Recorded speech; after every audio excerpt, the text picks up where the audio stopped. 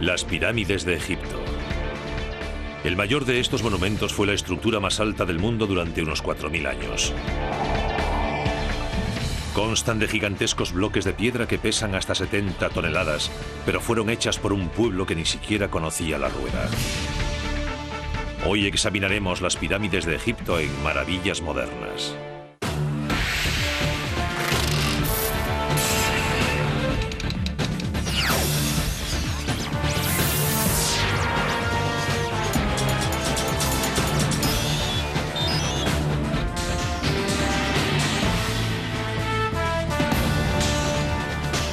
Las pirámides de Egipto. En el interior de la famosa pirámide de Keops, situada en Giza, una serie de misteriosos corredores conducen a través de la montaña de piedra.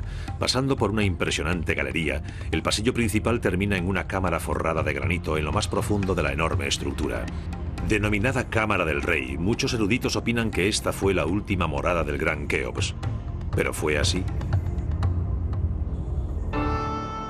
Durante siglos, estas extraordinarias edificaciones han inspirado una constante fascinación en personas de todo el mundo. Muchas generaciones han querido verlas, estudiarlas y desvelar sus antiquísimos secretos, tales como por qué y cuál fue la técnica exacta de su construcción.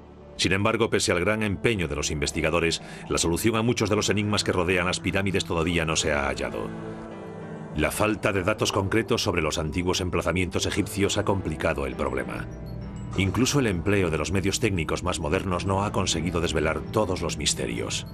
Recientemente, no obstante, se han elaborado nuevas teorías que cuestionan varios de los conceptos clave generalmente aceptados sobre las pirámides y que puede que ello ayude a resolver algunos de los enigmas en torno a estas magníficas edificaciones. Uno de los principales misterios sobre las pirámides es su número exacto. Se han descubierto casi 100 en Egipto. Lo sorprendente es que al menos 3 de las pirámides mencionadas en inscripciones sigan ocultas por el tiempo y las implacables arenas del desierto. Quizás sorprenda que haya pirámides aún no localizadas, pero puede que durante miles de años sus enormes estructuras sufrieran expolio de material y que solo queden restos bajo tierra o se haya construido encima. Construidas durante un periodo de casi 1000 años, desde el 2630 al 1640 a.C., las pirámides son maravillas culturales y arquitectónicas de proporciones gigantescas. No solo son edificios de una grandiosidad increíble, sino también de las pocas maravillas del mundo antiguo que aún se conservan. El propósito de la pirámide es el de servir como tumba del rey, pero eso no es más que el principio, porque debemos comprender por qué el rey de Egipto necesitaba contar con una tumba semejante.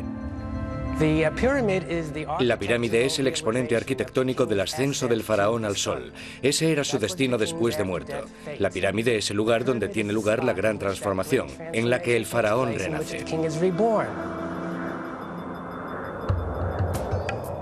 Un antiguo proverbio árabe reza: el hombre teme al tiempo, pero el tiempo teme a las pirámides. Sin embargo, la denominada época dorada de la construcción de las pirámides solo duró 150 años durante la cuarta dinastía del antiguo reino egipcio. Y las pirámides más grandes, las de la llanura de Giza cerca de El Cairo, se construyeron en un periodo de solo 3 generaciones. Extraordinarios logros arquitectónicos, las pirámides también fueron piezas claves de instalaciones a menudo muy extensas que incluían templos y tumbas más pequeñas denominadas necrópolis. La palabra necrópolis significa ciudad de los difuntos, así que la pirámide en sí misma solo es un monumento que cubre la tumba del faraón. Anexo a la pirámide hay un templo, después una larga avenida que conduce al valle, donde hay otro templo. En este templo se hacen ofrendas ante la estatua del rey y hay gran cantidad de personal que se dedica a cuidar las instalaciones. La legendaria Esfinge, también en Giza, forma parte de una de esas necrópolis construida en torno a la pirámide del hijo de Keops, Kefren. Podemos conocer la razón por la que se construyeron las pirámides, pero el origen de su forma concreta aún no está aclarado. En los enterramientos egipcios más antiguos, el cadáver se colocaba en un pozo poco profundo. Después se cubría con una gran roca o un montón de piedras. Estas no solo servían para impedir que los chacales desenterrasen los cadáveres, sino que seguramente se usaban para representar la colina primigenia de donde los egipcios creían que surgía toda la vida. Los antiguos egipcios dependían del Nilo, que era la fuente de su vida y sustento. El Nilo se desbordaba todos los años. Tras el desbordamiento y la retirada de las aguas, la tierra volvía a ser otra vez visible. Y eso se convirtió en metáfora de la creación. La colina primigenia fue la primera tierra que se vio cuando las aguas, en tiempos de la creación, empezaron a retirarse. Y fue sobre esa colina primigenia sobre la que se alzó el sol por primera vez. Esa colina es la pirámide. Representa la colina primigenia, a partir de la cual Dios creó todo Egipto. El símbolo de esa colina primigenia era el benben sagrado, una piedra de forma piramidal que, según cree la mayoría de los egiptólogos, influiría en la forma de las pirámides. En la cima la pirámide está coronada por una piedra benben. Y esa piedra que colocan en la cima de la pirámide la cubrían con electrum, oro blanco y oro amarillo. Esa última piedra es símbolo de que la pirámide estaba acabada. Pero hay expertos que hablan de otras influencias en la forma de las pirámides. Uno de ellos tiene una nueva y polémica teoría basada en la migración de los habitantes del desierto hacia el Valle del Nilo hace unos 5.000 años, exactamente en la época cuando empezaron a construirse las pirámides. Según esa teoría, los recién llegados llevaron consigo los conocimientos del desierto y eso pudo haber influido en la forma de las pirámides. Un factor muy importante en el desierto occidental es que los únicos accidentes del paisaje que se ven por todas partes tienen forma cónica o piramidal. Las colinas picudas son lo que más abunda en el paisaje. Aquí vemos unas formas cónicas en pleno desierto, a unos 480 kilómetros al oeste del Nilo.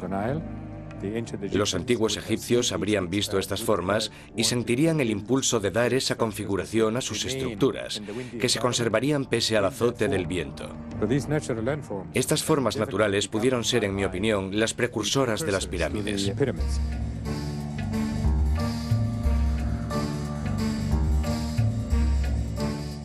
Pero antes de construir las pirámides propiamente dichas, las tumbas egipcias pasaron por otra fase de desarrollo, la mastaba. Eran estructuras bajas y trapezoidales, con laterales inclinados y techo plano. Hechas de ladrillos de barro, quizás derivaron de las tumbas que imitaban a la colina primigenia. El término árabe mastaba significa banco, aunque son mayores que cualquier banco, pero mastaba es la palabra que denomina la superestructura de una tumba privada.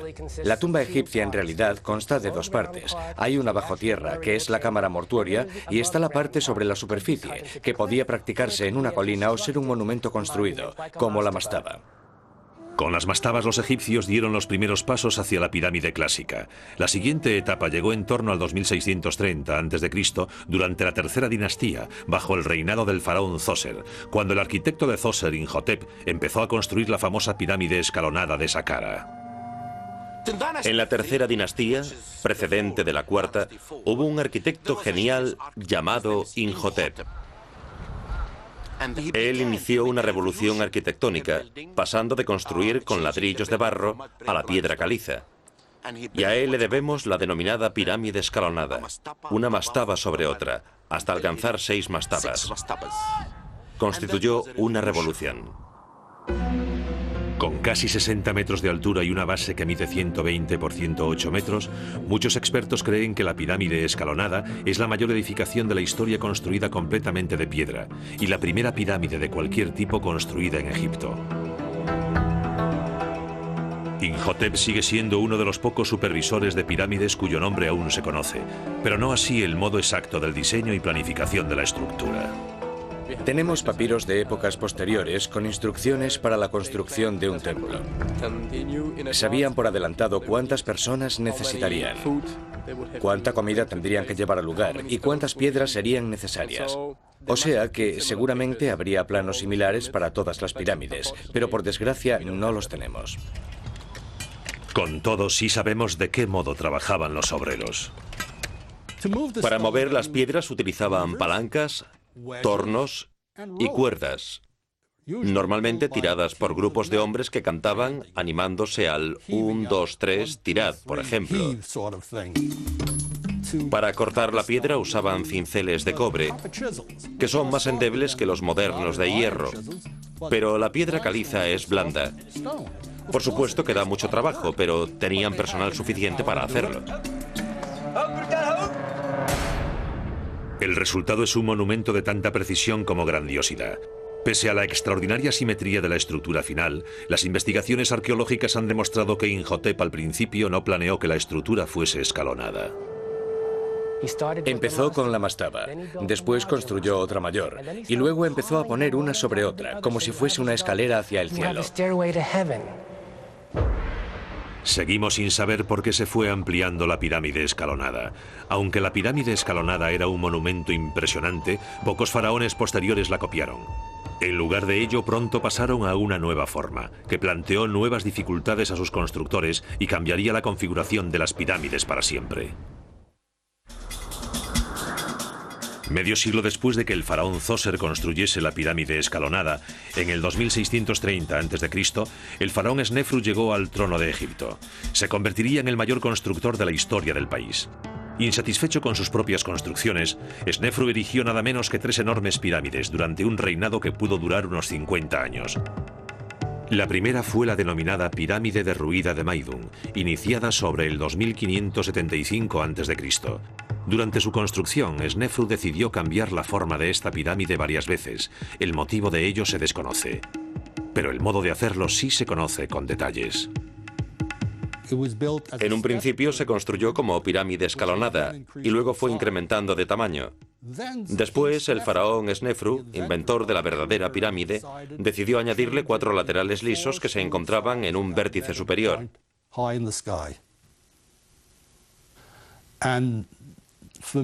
En mi opinión, fue uno de los logros más increíbles que he hallado en mis investigaciones. Porque si el ángulo de uno de los laterales se desvía, aunque sea mínimamente en el fondo, se irá acentuando hacia la cima y no llegarán a converger. Jamás se lograría la forma piramidal, crear un vértice. Hoy día, todo lo que se ve de esta pirámide es parte de su núcleo interior, rodeado por un montón de escombros sueltos que le dan aspecto de estar derruida. Hace tiempo los arqueólogos creían que sí se había derruido durante la construcción, y por eso la habían abandonado. Pero posteriores investigaciones indican que la pirámide se completó con éxito y después fueron despojándola de sus materiales. A través de los siglos, el material exterior se utilizó para otras edificaciones. Podrían construirse ciudades enteras con la piedra reunida allí para las pirámides, y ese es el motivo de su aspecto actual. Igual que la pirámide escalonada completada 55 años antes, el núcleo de la pirámide derruida se hizo con capas de piedra que se inclinaban hacia adentro. La pirámide escalonada de Maidum se construyó con lo que se denominaron capas superpuestas. Se trata de capas de piedra construidas circularmente en torno a un núcleo y que presentan una inclinación. Lo que sí sabemos seguro es que en determinado momento de su construcción, la pirámide derruida se abandonó temporalmente. Por algún motivo que desconocemos, en el año 17, Snefru abandonó esta pirámide sin terminar y construyó en Dashur la pirámide que denominamos pirámide encorvada.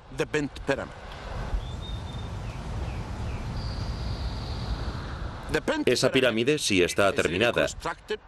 Empezaron con 54 grados y no pudieron continuar. Tuvieron que variar el ángulo.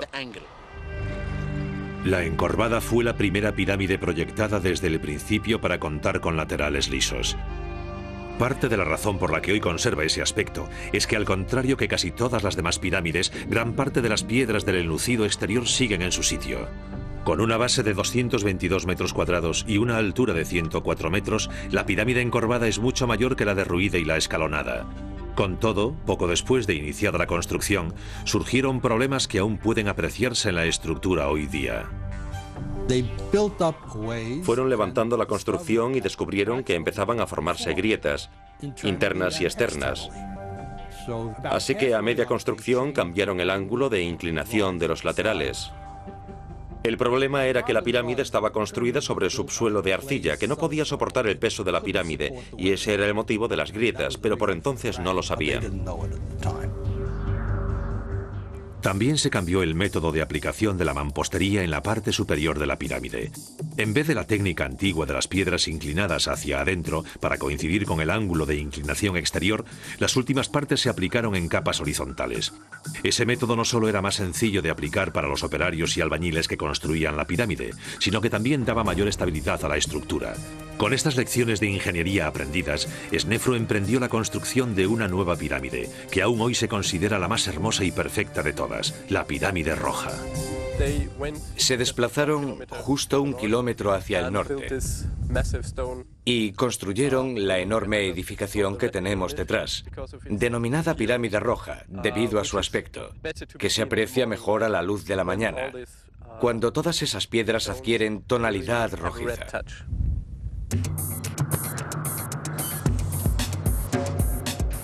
Con 278 metros cuadrados de base y una altura de 104 metros, la Pirámide Roja tiene mayor volumen, pero no más altura que la pirámide encorvada.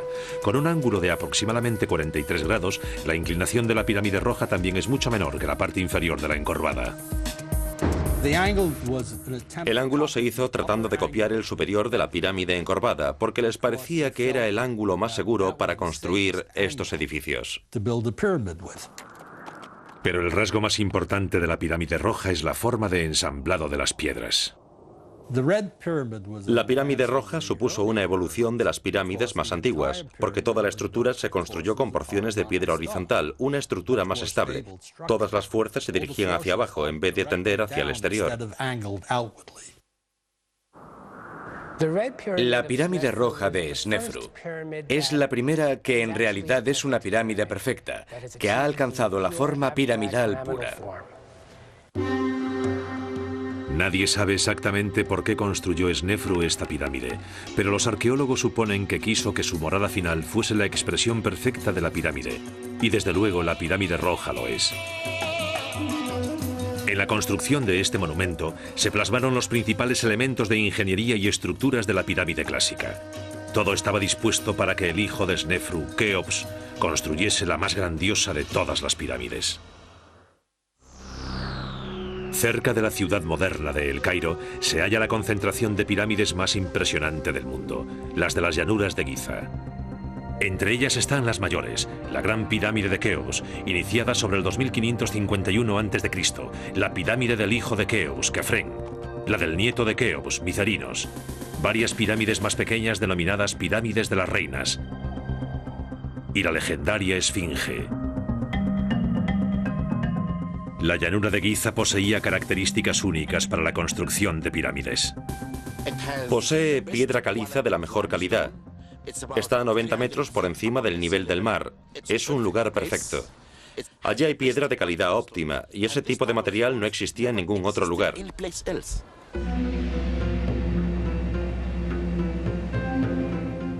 Giza también estaba a menos de 1,5 kilómetros de las orillas del Nilo, y el traslado de la mano de obra y los suministros hasta el lugar era más sencillo.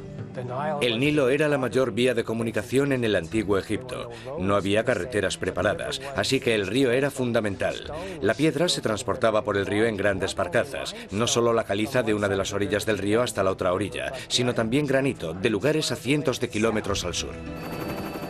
Antes de que pudiese empezar la construcción de la Gran Pirámide, sus constructores tuvieron que idear un modo de allanar por completo la base. Muchos egiptólogos creen que emplearon agua para ello. Primero se excavaba una zanja poco honda alrededor del lugar, y después se llenaba de agua.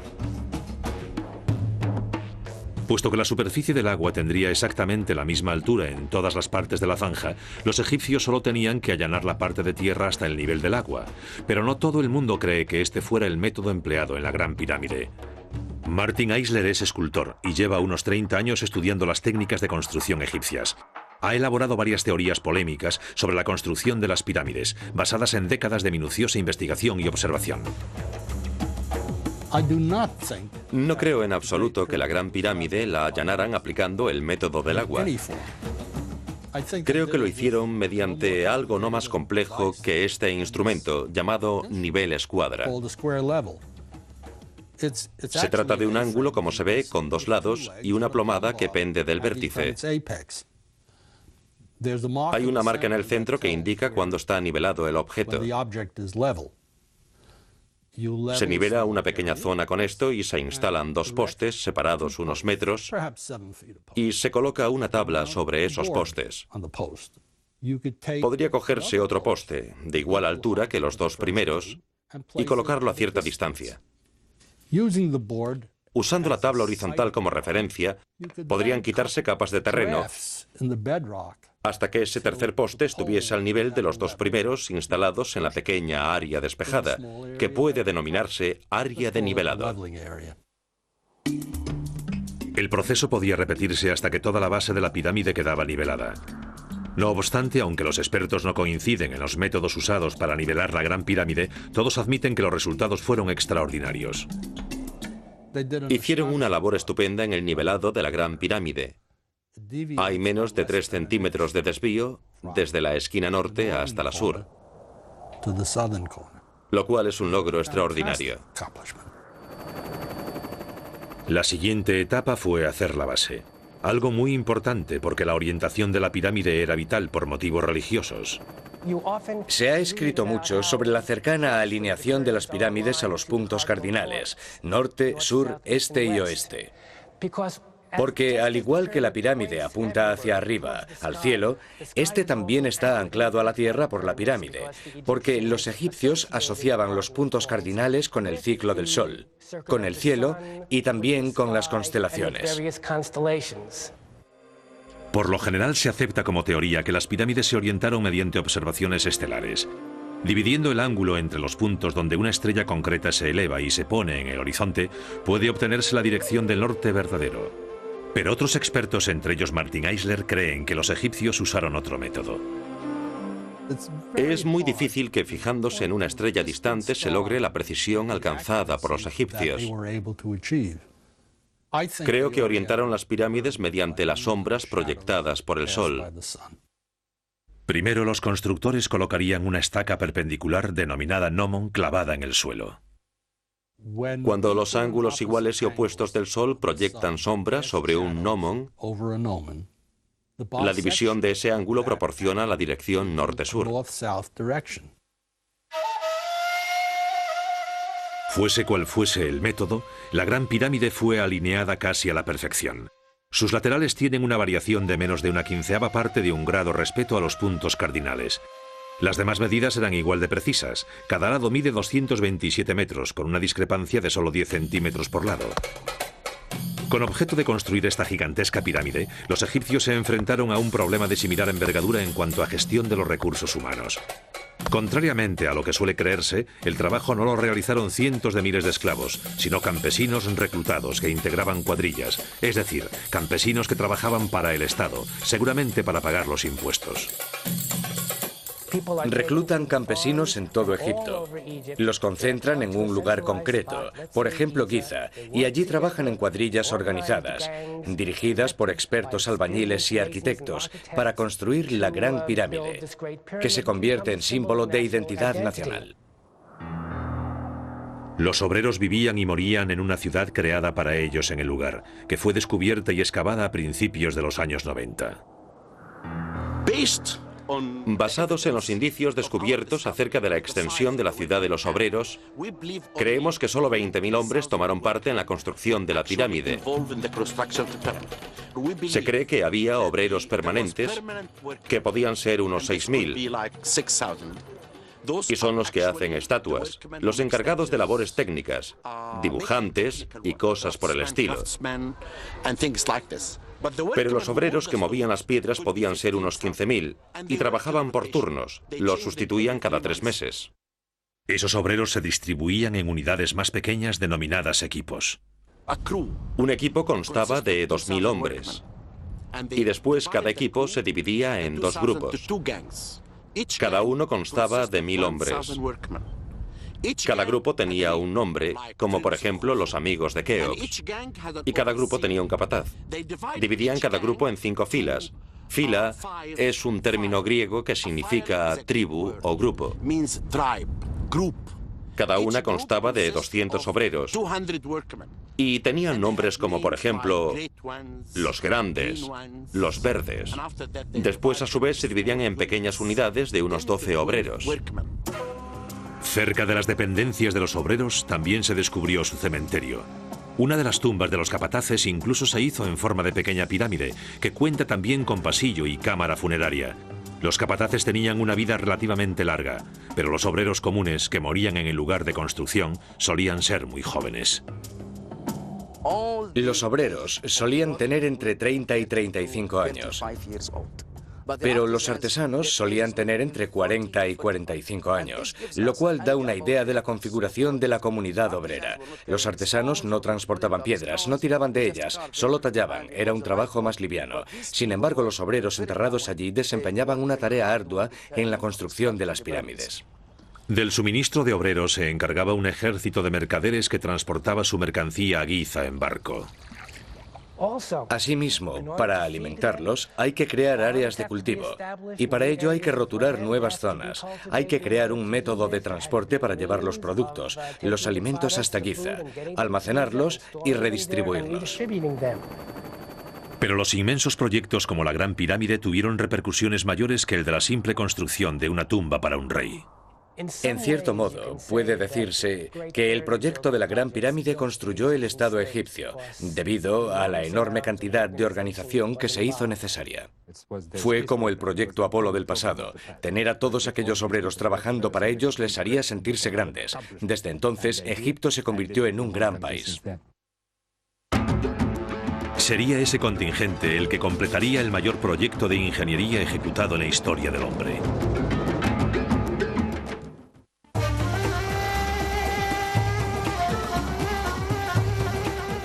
Los obreros que extrajeron la mayor parte de la piedra para las pirámides de Giza trabajaron en el lugar que hace muy poco se libró de escombros.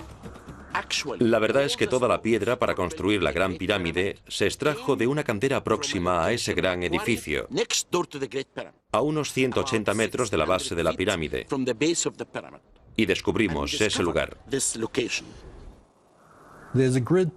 Hay una especie de cuadrícula en el suelo, en la zona de extracción de los bloques. Se trata de zanjas que cuadriculan el terreno. Excavaban las zanjas. Tenían sobre medio metro de ancho. Luego separaban una capa de piedra y lo hacían capa a capa, así que ahora hay una especie de pared cerca de la pirámide que puede tener 6 o 7 metros de altura. Los obreros usaban sencillas herramientas de cobre, como las que aquí vemos en el Museo de El Cairo, para extraer los bloques de piedra. Después, empleando herramientas muy similares a estas, los canteros pulían los laterales y los bordes de los bloques. A continuación, mediante deslizadores de madera y cuerdas como esta, las rocas se arrastraban hasta la pirámide. La mayoría de los expertos creía que los obreros apilaban las piedras en capas horizontales sucesivas, perfeccionando y nivelando cada capa hasta alcanzar la cima de la pirámide. Pero una vez más, no todos los expertos están de acuerdo. Para empezar, la más ligera imperfección en el fondo crearía un efecto acumulativo a medida que se iba ascendiendo. Además, al observar la Gran Pirámide, pude apreciar que casi ninguna de las fases estaba bien nivelada y comprendí que no podía ser ese el método. Tenían que haberlo hecho de otro modo y me dediqué muchos años a averiguarlo. Usando como ejemplo la pirámide derruida, Eisler dice que la mayoría de las pirámides construidas después de ella constaban de 3 fases de construcción. La primera, un núcleo central, construido no muy distinto al de la derruida. Después la base se ampliaba y los escalones ampliados iban recubriéndose progresivamente con una segunda capa de escalones más pequeños, creando una forma mucho más cercana a la verdadera pirámide. Para terminar, el exterior escalonado se cubría con una capa de piedra caliza bien pulida, creando una pirámide de caras lisas. Como la Gran Pirámide conserva gran parte de la piedra original, es imposible saber si en su construcción se empleó ese método de 3 pasos. Pero como prueba para esa teoría, Eisler apunta a una serie de pirámides más pequeñas denominadas pirámides de las reinas, situadas ante las grandes pirámides de Giza y construidas sobre la misma época. Los restos muestran un núcleo de escalones amplios, que luego cubrieron con lo que denominamos piedras de asentamiento, que eran bloques más pequeños y aportaban forma más piramidal al conjunto. Después todo estaba cubierto con una capa de piedra caliza lisa que convergía en el pináculo de la cima. También existen varias teorías respecto a cómo se subían las piedras hasta los planos superiores. Por lo general, se supone que construían rampas que iban rodeando la pirámide a medida que crecía, o se elevaban directamente hasta el nivel de la construcción. La rampa que los egipcios usaban para construir la pirámide era enorme, construida con escombros de piedra y barro. Así que cuando los constructores deshiciesen esa rampa, tendrían que dejar huellas de ella en el suelo. Excavé en el lado sur y, para mi sorpresa, encontré restos de esa rampa. Pero algunos expertos, incluido Martin Eisler, opinan que de haber empleado una rampa grande, sus restos serían mucho más evidentes. No puedes borrar una rampa que podría haber alcanzado una altura de 150 metros. Las fotografías aéreas habrían captado los restos. El señor Eisler opina que sí se empleaban rampas, pero solo en los niveles inferiores y más accesibles de la pirámide. En las partes más elevadas cree que se utilizó otro método. Creo que subían las piedras de la pirámide colocando unos tablones en el lateral. Y luego un grupo de hombres situados en una posición más elevada tiraba de la piedra, enrollando una cuerda alrededor de un tronco colocado más arriba. Todo el proceso se haría más sencillo usando palancas a medida que iba subiendo la piedra.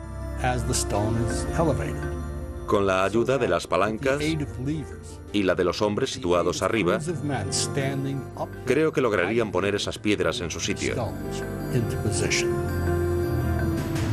La verdad es que en muchas pirámides, las piedras presentan muescas aún visibles que podrían ser del uso de las palancas. Aunque polémica, la teoría de la colocación de las piedras mediante cuerdas y palancas carece de las pegas que presentan las diversas hipótesis de las rampas, pero desde luego nadie sabe aún con seguridad cómo los antiguos egipcios, una cultura que ni siquiera conocía la rueda, logró esta extraordinaria hazaña de la ingeniería. Una vez colocados todos los bloques en su lugar, la Gran Pirámide fue coronada por una pieza triangular de granito que representaba la piedra Beben sagrada, símbolo de la colina primigenia, muy parecida a esta hallada en Giza, que bien pudo haber estado cubierta por una capa de oro. Después, usando los mismos métodos empleados para subir y colocar las otras piedras, el cuerpo de la pirámide se cubría con una capa de piedra caliza blanca pulida.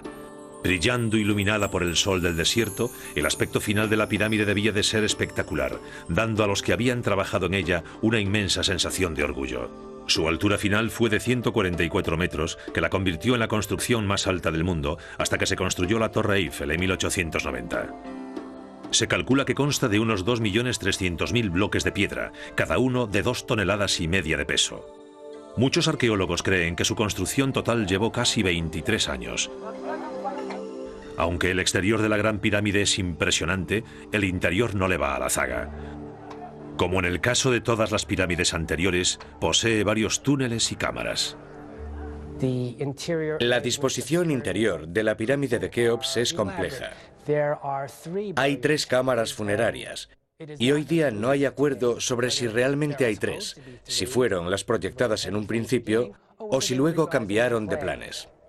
Debido a esas múltiples cámaras y al detalle de que la pirámide sufrió el expolio de su contenido hace tiempo, nadie sabe seguro con exactitud dónde fue enterrado Keops. Pero a la que se supone como verdadera cámara funeraria del faraón se llega por un largo pasillo que después desemboca en una inmensa galería ascendente, la denominada Gran Galería. Un corredor mensulado de cerca de 45 metros de longitud y 8 metros de altura. Mensulado significa que la cabecera o extremo corto de los bloques se va acercando cada vez más y más, o sea que es como una especie de escalera invertida que acaba uniéndose en la parte superior. Para terminar, la Gran Galería conduce al centro de la Gran Pirámide. Debido a que esta cámara es la única de las 3 interiores de la pirámide que contiene un sarcófago, la mayoría de los expertos cree que aquí fue el lugar de enterramiento del faraón Keops. Está forrada por completo de granito, lo cual es extraordinario, porque el granito es una piedra asociada al sol y adquiere tonalidad roja al iluminarse. Con 9 metros por 5 y casi 6 de altura, el techo de la cámara del faraón consta de varias losas de granito enormes, cada una de más de 70 toneladas. Por encima hay también una serie de techos falsos, elaborados para reducir el enorme peso de la parte superior sobre la cámara y que han funcionado a la perfección durante 40 siglos. Keops había deseado construir la suprema maravilla de la ingeniería del mundo antiguo. Sin embargo, el término de la Gran Pirámide no acabó con la construcción en la llanura de Giza. La verdad es que solo fue el comienzo. La segunda gran pirámide de la llanura de Giza la construyó el hijo de Keops, el faraón Kefren. Iniciada en torno al 2520 a.C., se construyó usando los mismos métodos básicos empleados en la Gran Pirámide. Su base mide 211 metros por cada lado y tiene una altura de 141 metros, solo 3 metros menos que la Gran Pirámide. Pero como está construida sobre un terreno elevado 10 metros más que el de la Gran Pirámide, parece que la de Kefren es aún mayor. Debido a su base menor, también se eleva en ángulo más pronunciado que el de la Gran Pirámide, que es de 51 grados frente a los 53 de la de Kefren. Y otra razón por la que parece diferente es que en la cima de todo se dejaron las piedras originales de enlucido, así que el perfil es muy distinto. El interior de la pirámide de Kefren es también distinto. Al contrario que el complejo entramado de túneles, huecos y cámaras de la Gran Pirámide, la de Kefren tiene una disposición relativamente sencilla que consta de 2 pasillos que convergen en una sola cámara funeraria.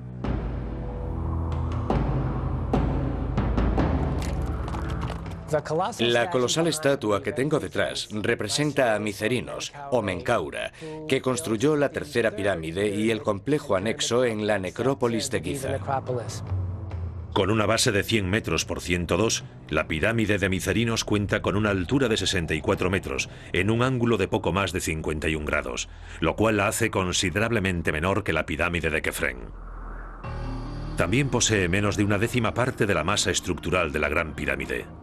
Pero solo se ve pequeña comparada con las otras dos, porque la pirámide de Micerinos es enorme, tan grande como la pirámide escalonada. La de Micerinos se distingue por tener los niveles inferiores cubiertos de granito en vez de piedra caliza, así que sería mucho más colorida.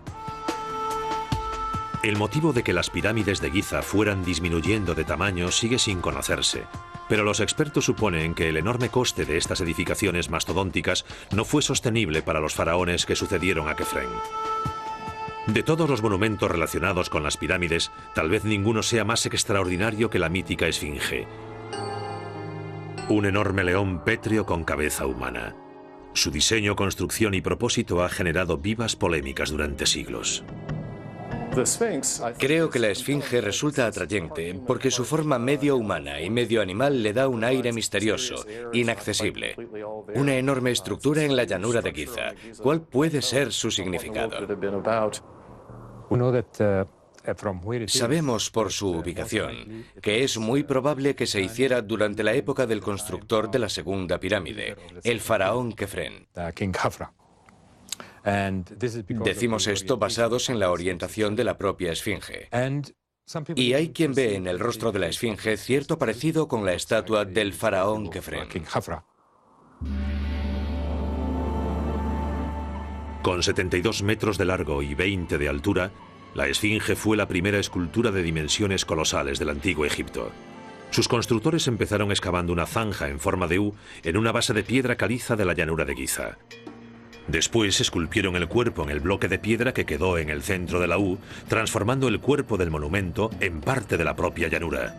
Una teoría reciente establece un vínculo incluso más directo aún entre la Esfinge y el paisaje natural. De verdad creo que si nos fijamos en la ubicación de la Esfinge, veremos que forma más parte del entorno de lo que todo el mundo admite. ¿Por qué digo esto? Porque hay construcciones casi idénticas a ella, no a las demás, formadas por la erosión natural. Esas construcciones naturales se denominan leones de barro.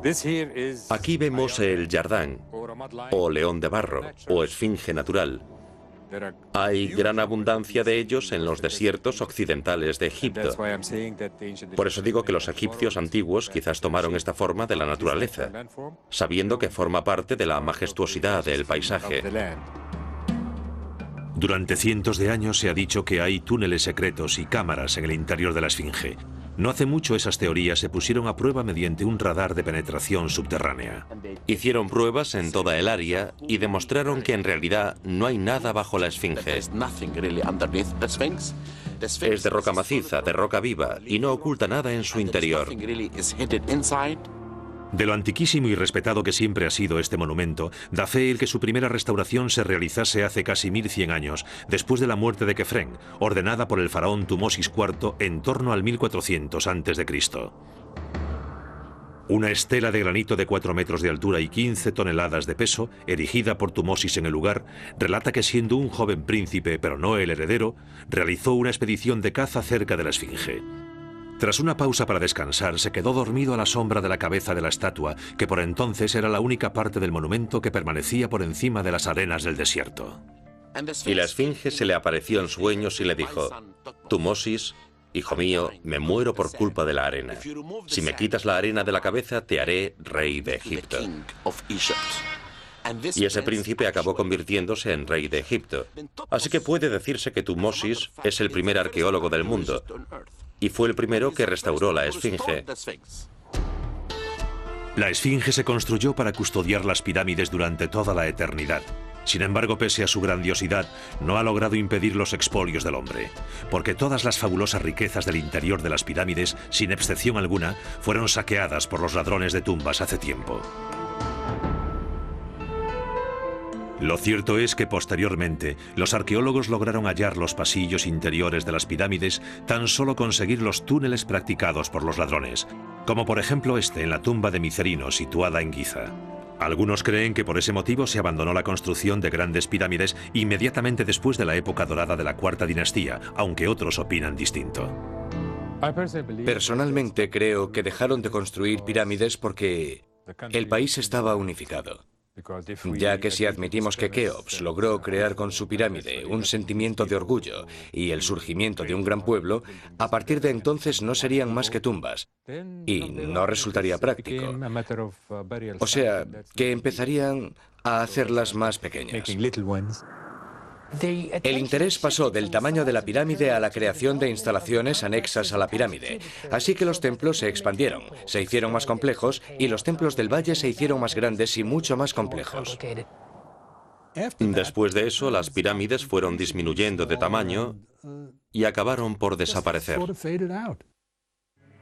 Irónicamente, la mayoría de estas pirámides tardías, tal como la pirámide negra de Dashur, se hicieron con un núcleo de ladrillos de barro para acelerar la construcción, y después se cubrieron con una capa de caliza.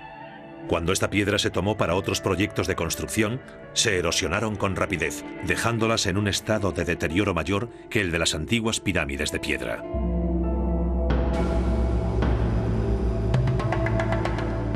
Pese al largo tiempo de conservación de las pirámides y a lo mucho que se han estudiado, las nuevas investigaciones prometen desvelar más datos aún sobre sus antiguos misterios.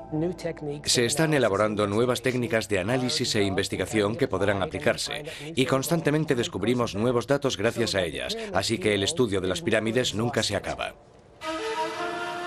Con todo, mientras se comprueban las nuevas teorías y se descartan las antiguas, las pirámides siguen conservando un aura que nos atrae.